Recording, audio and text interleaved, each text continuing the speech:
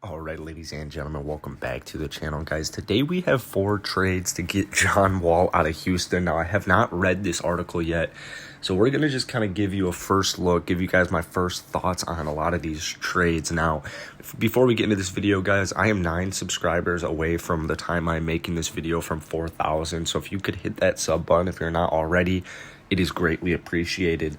Now, John Wall's contract is obviously one of the worst in the entire NBA. He is guaranteed more than $40 million in the next 2 seasons.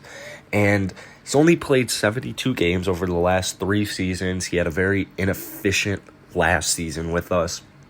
It's tough, man. He's still pretty solid defensively. He's got good leadership. He can provide a scoring boost off the bench for a couple of teams 100% if they want to take on his salary.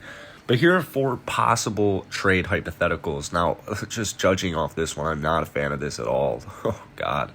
His first trade is Steven Adams, Eric Bledsoe, and Neil Alexander Walker. I am not a fan of this trade because we have to give up Jae'Sean Tate and John Wall. Like, that is pretty intense, man. I'm looking at this, and the reason they would like this trade is because John Wall's got 3 years left. Steven Adams, expiring contract. That's about it, man. I'm not a huge fan of that. But Nikhil Walker, or Alexander Walker, he did average 18.2 points per game per 36 minutes, and it would be like a fun little pairing with KPJ there in the backcourt. But I'm just actually not really a fan of that trade. I'm going to just scroll past. Oh, my goodness. I'm not a fan of this one either. All right, this trade is John Wall and Christian Wood for Kristaps Porzingis, Jason Richardson, and Nicolo Mealy. Like, it's kind of just a switch, Christian Wood for Kristaps Porzingis, and I thought we could get away with I still think we could get away with a John Wall 3-team trade. I proposed this trade a couple of days ago on my channel. I made a video about it. It was essentially like John Wall goes to Philly, Ben Simmons goes to Dallas, and then Kristaps comes to Houston, and I think that's just a way better trade than what this is. I mean, this is a lot of value, man. It's really tough. Now, obviously, you got 7'3" Kristaps Porzingis would be kind of cool. He'd have a cool new featured role in Houston as like a 1-2 with KPJ. Josh Richardson, maybe he could kind of bounce back like he once showed in Miami. But, I mean, you get some relatively young value, but I'm not a fan of this one. And I'm not a fan of this next trade at all either. Oh, my goodness. All right, this is John Wall and Kevin Porter Jr. for Gary Harris, Markelle Fultz, and Mo Bamba. Man, what are we doing? Like, this is...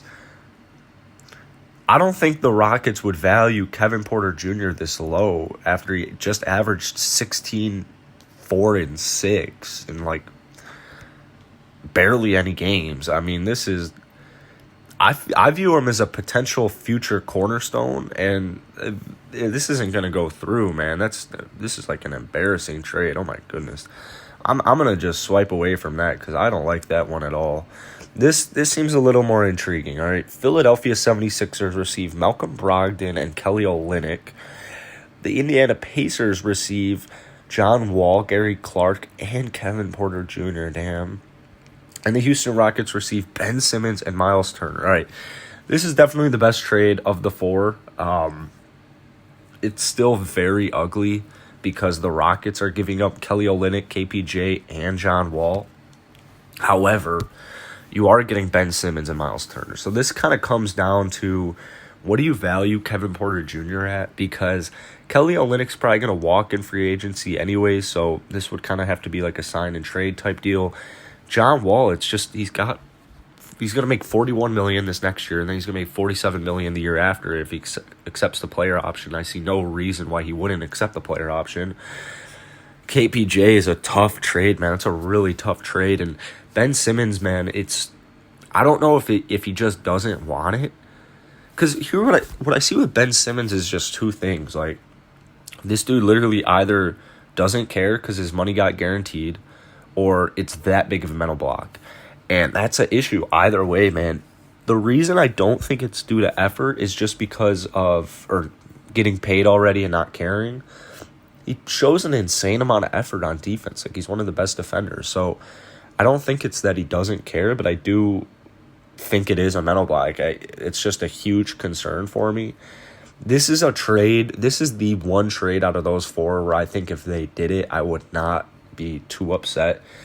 Losing KPJ is really tough, man, but getting Miles Turner and Ben Simmons and the second pick in the draft, like, that's just really intriguing. That is a really, really intriguing trade. So the Rockets, like, you're getting that value that would instantly make you a playoff contender, and it would just speed up this rebuild so much. So we'll see what happens with John Wall. I guess none of these really pop out as too realistic for me. I think the most realistic would be John Wall landing in either New York, LA for the Clippers, or obviously Philadelphia. I think that's probably the most likely of the three. But anyways, guys, that's it for today. Let me know what videos you guys want to see next. Hit the like button, and I'll see you later.